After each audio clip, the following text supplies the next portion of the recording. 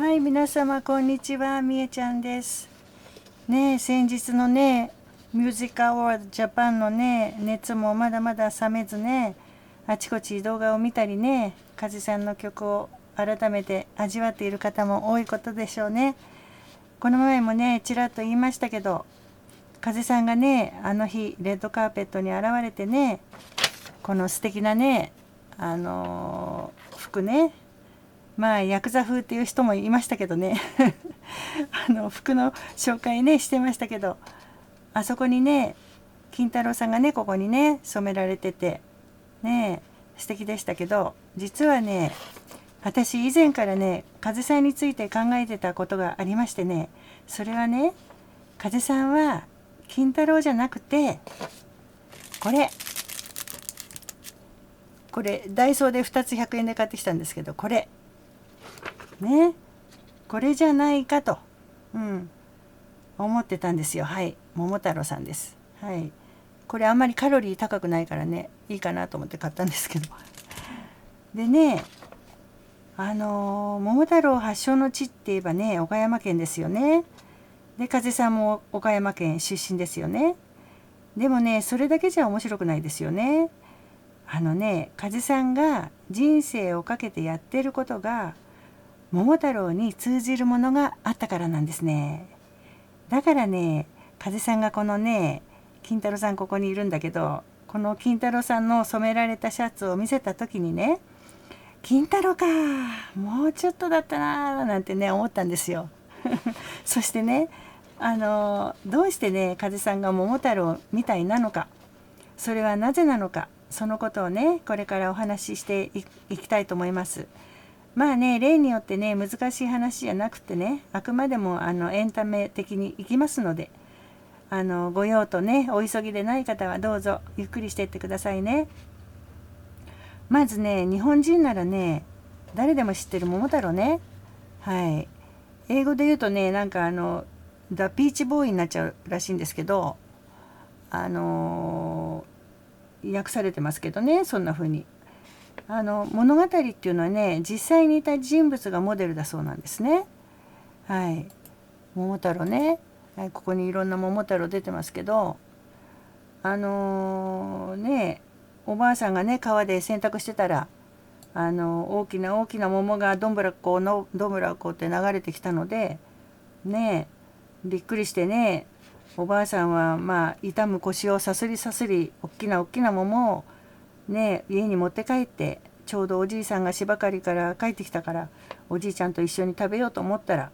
桃がパックリ2つに割れて中から可愛い赤ちゃんが飛び出してきたと。はい、ねえ、子供がなかったおじいちゃんとおばあちゃんはね大層喜んで、その子を大事に大事に育てると、もうとっても優しくって思いやりがあって立派な少年に育ったと。ね、優しくて思いやりがあって立派っていうだけでもう風さんみたいなんですけどね。そしてね、その頃村では村人をいじめたりね、いろんな国から盗んだものを溜め込んでいる鬼たちがいたんですね。その鬼たちが住んでいたのが鬼ヶ島でね、その鬼を退治するために桃太郎は決心して家を出ていくんですね。はい、苦しんでいるね村人を救うために鬼を退治しに行くんですね。ここにありますけどね、こうやって船に乗ってね、はい、里庄のね故郷をね一大決心してね、風さんが上京したこととねなんか重なっちゃいますね。まあね、ストーリーは分かってると思いますのでね、この辺にしてね、この桃太郎のねモデルになった人はね、吉備津彦命っていう人らしいんで実在らしいんですけど、まあ恐ろしくね昔の人でね4世紀頃って言われてるから、もう1500、600年ぐらい前っていうことになりますね。でお話もねこの人物のね名前からも分かるように吉備の国ですね、今の岡山県が発祥ということになってますね。でね、桃太郎の伝説っていうのは古いだけにね、そのストーリーもまちまちでね、桃太郎は桃から生まれたんじゃないとかね、大きな桃をおばあさんが食べたら若返っちゃって赤ちゃんができちゃったとかね、なんかアンチエイジングみたいなあと鬼っていうのは実は人間のことでね、外国から日本に攻めてきた人たちのことだとかね、まあいろんな説があってね、どれが本当だか分かんないんですね。でね、ここで私が言う桃太郎はそういう歴史的なねことじゃなくって、あくまでもね童話の桃太郎のことなんですね。ここにこんなレトロなね童話あるけどね、こんなのよく読みましたね昔。そしてね、桃太郎がお供に連れていくこれね、猿キジ鳥じゃない、猿キジ犬ね、これがね謎めいてて面白いんですよ。はい。きびだんごあげるとね、私もお供しますって言ってね、まあいわば賄賂ね、よくきびだんごぐらいでねついていくなと思うんですけど、きびだんごってね、私が買ったみたいこんなのじゃなくてね、昔のはもっとこうおまんじゅうみたいなね、ここに出しといたけどね、こんなようなあれだったらしいんですけども、はい。でね、そのねきびだんごもらってね、行くんですけれども、この邦楽なんか好きな人よくいらっしゃいますよね、時々ね。でそういう方はよくご存知と思いますけど、鬼門ってありますね。鬼の門と書いてね鬼門って言いますけど、なんか東北の邦楽にあたっててね、災いとかに関係あるそうなんですけど、まあ私そういうのはあんまり興味ないんですけども、まあそう言われてるんですね。そしてその東北を十二支に当てはめると牛虎って言ってね、牛と虎ですね。牛虎っていうらしいんですよ、動物のね。あれに当てはまるわけなんですよ。そしてその鬼門の災いの対極にあってね、その災いを和らげるっていうかなくすっていうかね、その方向になるのが南西だそうです。それを裏鬼門というそうなんですね。でこれもね十二支に当てはめると、なんとねこのお猿さんがそこにいるんですよ。その鬼門の対極にね。で昔からお猿さんっていうのはね、病去るとかね、災い去るとか言ってね、お猿さんって縁起がいいんですね。でこれがだから桃太郎さんのお供になるわけなんですね。だから猿がその鬼門の災いを消す方角にいるわけなんですよ。そして猿と並んでこう時計回りに行くと、そこに鳥とね犬がいるそうなんですね。で桃太郎の鬼退治の強い味方になったっていうわけなんですね。そして鬼門ね、鬼門は牛虎の方角って言いましたけど、これがまた面白いんですよ。鬼ってよくね虎の毛皮のパンツ履いてますよね。ここに出しておいたんですけどね、これね、はい、ちょっとかけてみようか。出ない。なんで声が出ないんだろう。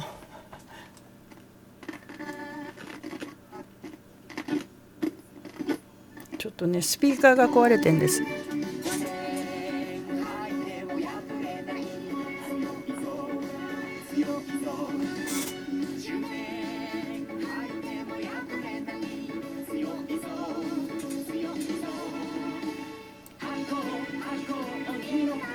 ね、これ鬼のパンツね、懐かしいね。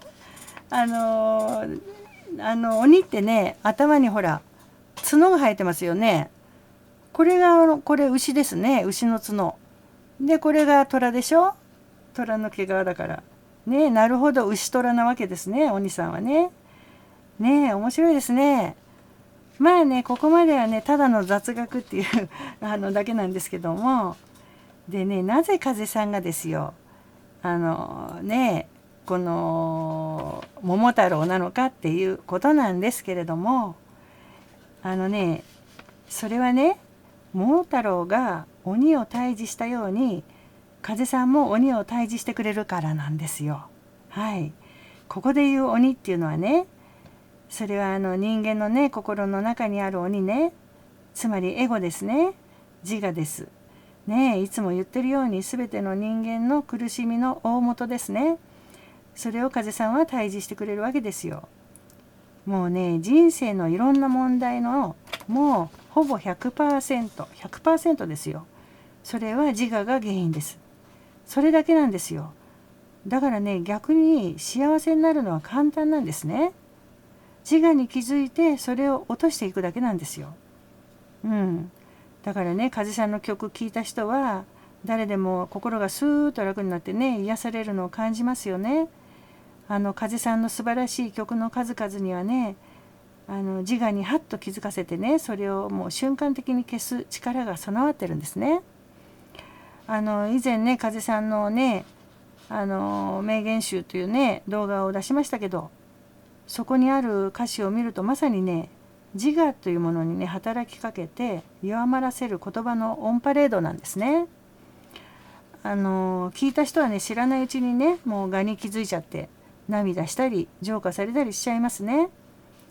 特にね、長い間苦しい人生を送ってきた人たちにはね、ことさらに響くんですね。でね、そのパワーで風さんは日本の風民だけじゃなくってね、アジアの風タリアンたちを癒してきました。もちろんね、ニューヨークも行きましたけれども、まだね、記憶に新しいアジアンツアーでのね、花、思い出してください。ねえ、Where is your flower? あなたの花はどこにあるの？ここでしょってね、胸を刺して言いましたよね。自分の中にある愛に気づいてくださいと。ねえ、その瞬間エゴは溶けてね、代わりに愛が胸を満たしますね。みんなが一体になりましたよね。そしてね、これから本格的に欧米ツアーが始まりますけれども、まあこれが大変なんですよ。アジアの人とかね、日本の風ファンっていうのは風さんのね曲の歌詞もね、かなり理解できる人が多いんですね。だけどね、これが欧米となるとね、ちょっとね話が別になるんですよ。欧米の方のねリアクション見てるとね、風さんの曲のねメロディーとかリズムとかね、その素晴らしいね音楽性は大好きでわかるんだけれども、歌詞の本当の意味まではね、やっぱり理解してない人がね、まだ多いんですね。でもね、それはね、例えばちょうど私なんかね、若い頃英語がまだできなくてね、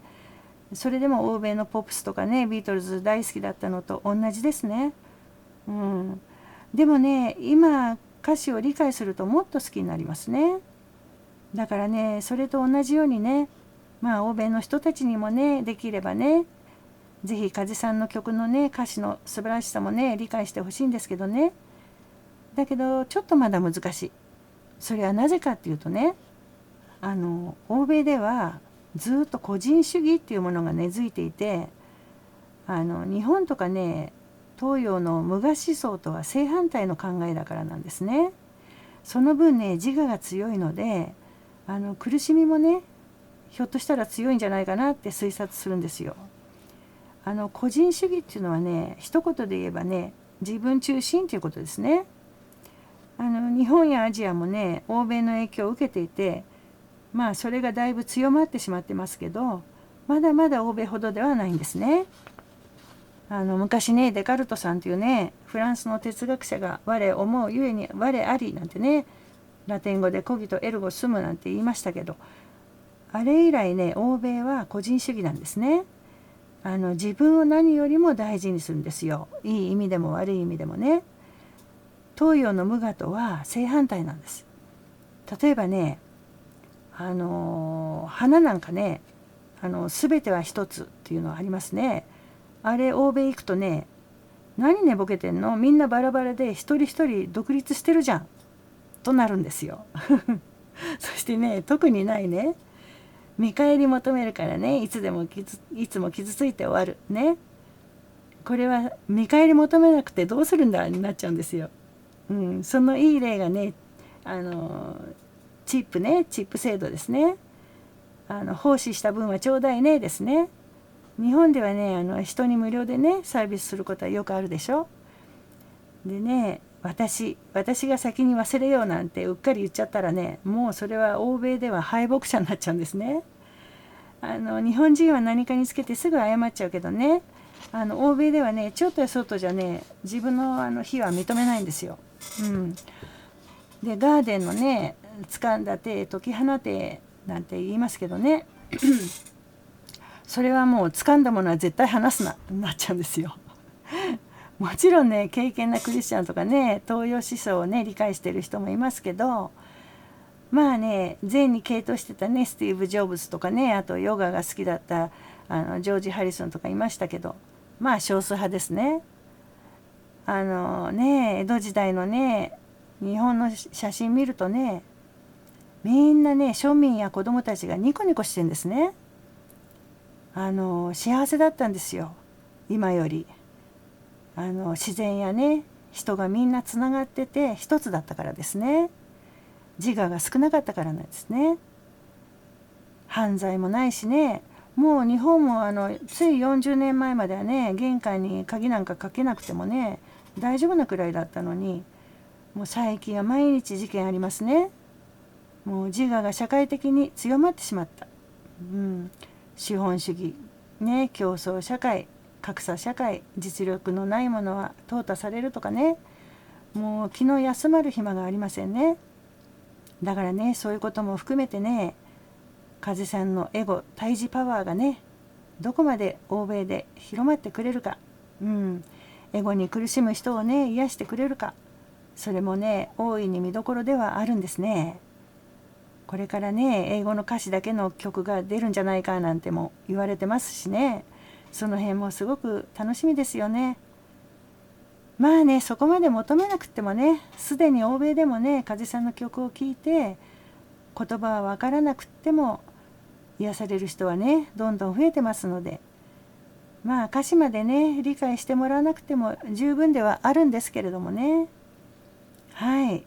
日はねこの辺にしておきます。